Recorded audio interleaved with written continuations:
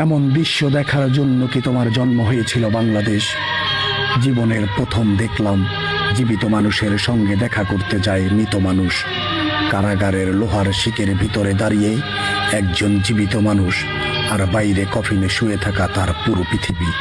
ছাত্রলীগ করার অপরাধে মিথ্যা মামলায় বন্দি সাদ্দাম, অথচ শাস্তি পেল তার স্ত্রী আর 9 মাসের নিষ্পাপ শিশুটি।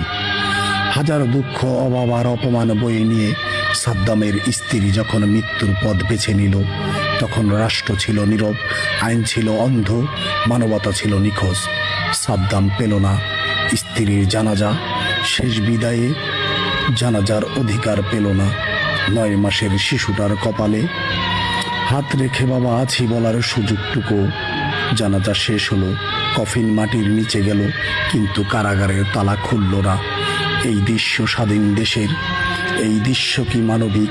এমন বাংলাদেশ কি আমরা চেয়েছিলাম, যেখানে রাজনীতির অপরাধে নিষ্পাপ শিশু আর মায়ের মৃত্যু গণনায় আসে না?